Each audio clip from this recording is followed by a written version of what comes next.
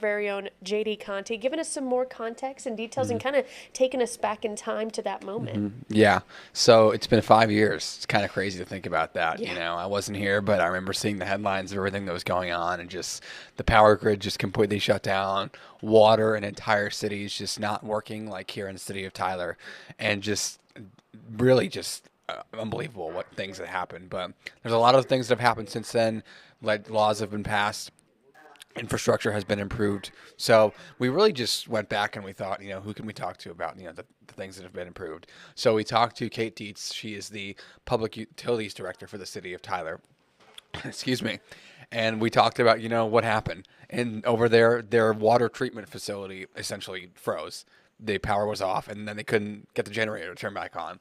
So essentially, the water in the city of Tyler just stopped working, and people couldn't get water in their houses.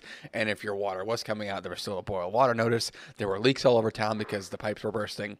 It was a nightmare, for how I've been told. And then we also talked to the director of operations over at UT Health EMS, just talking about, the hospitals and getting to calls and, just trying to figure out what can we do in the situation. But more importantly, we really talked about, what has happened since then.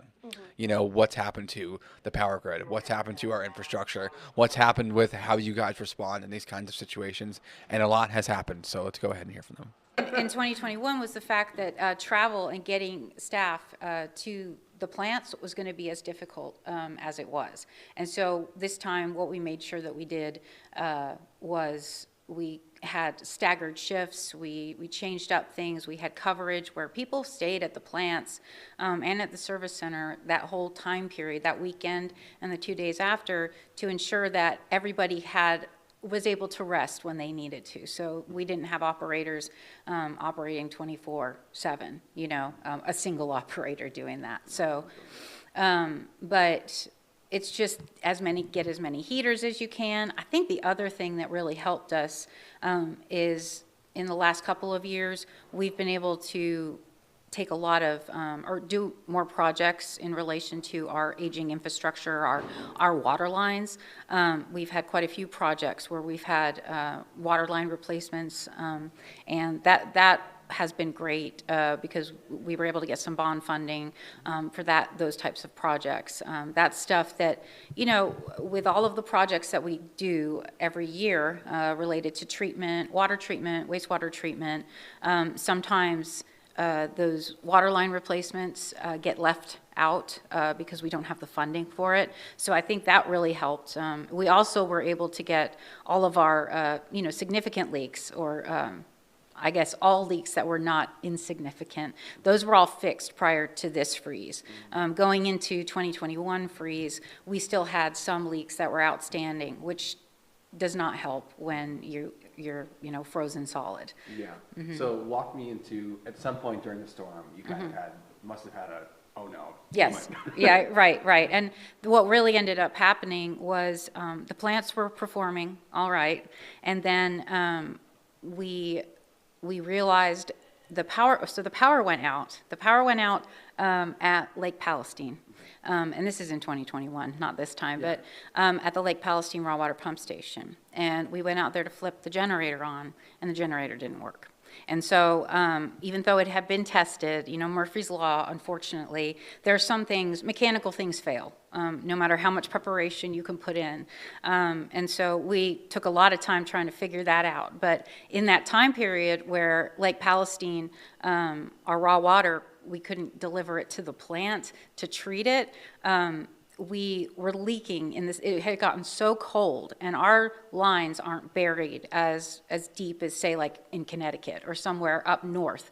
And so that freeze line kept coming further and further down because it was so cold. And so then our lines started breaking, and with that happening, our system started leaking like a sieve, and we weren't able to get enough water back in. And then we're looking at those elevated storage tanks that we have all over town, those levels just dropping and dropping and dropping. And we got to the point where we didn't have sufficient pressure. Some areas of town didn't have water coming out of their at their sinks. And so obviously, before all this, we had to issue the boil water notice. And so, but it was like a cascade of events that happened over and over. And we had some of the operators were out at the plant like that entire time, hardly getting any sleep. Everybody is running around trying to do the best we can, especially once the freeze wasn't as frozen, I guess. We had a plan for going around and collecting samples so we could get everybody back in water. So we could rescind the boil water notice. Yeah, so kind of walk me how you got everything back. So what ended up happening was the generator itself, we were still working through issues with that generator, and we were able to get it partially back online, but it wasn't working the way it should. So then we got power back from Encore. They were able to fix the power line so that we had power at Lake Palestine. We were able to deliver water from both Lake Tyler and Lake Palestine, treat it, and get it out into the system. But really, one of the turning points was calling on our contractors and saying, we need help repairing these leaks because we're not going to get anywhere if we can't repair the leaks. So we were very thankful to our partners, our contractors that helped us out during that time period. So you stop the leakage, and then you're able to supply more water.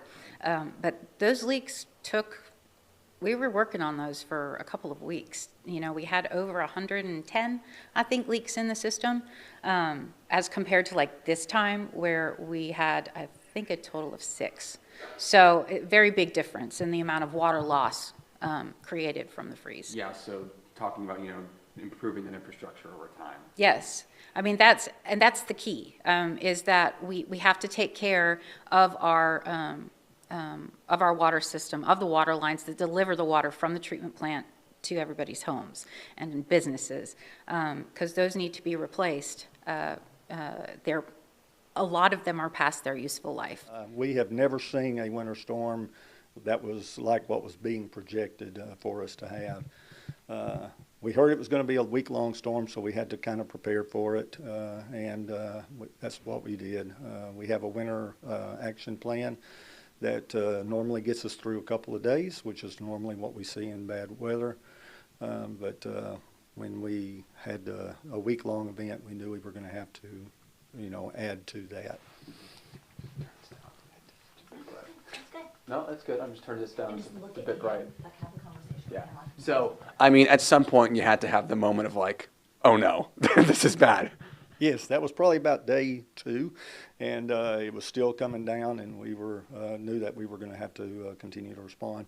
What's neat is about the winter weather is that time does slow down along with everything else.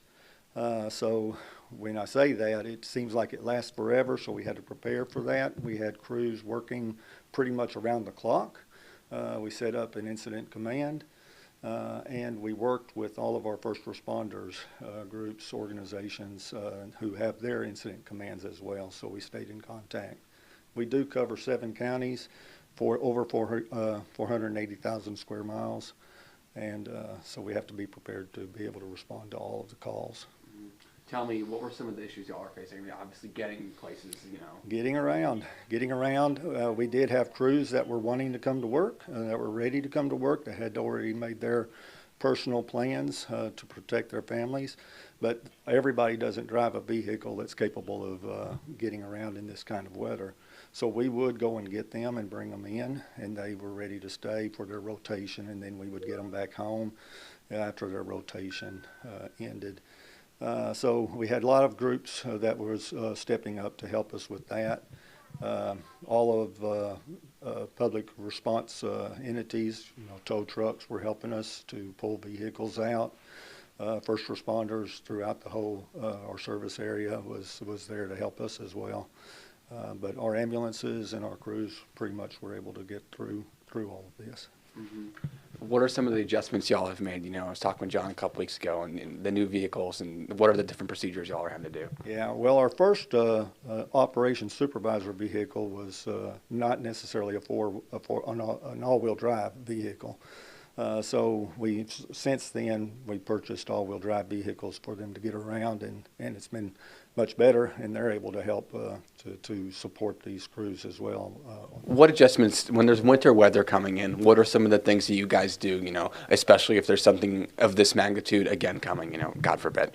Yeah, well, similar to this last event that came through in end of January, we did brush up on our winter action plan.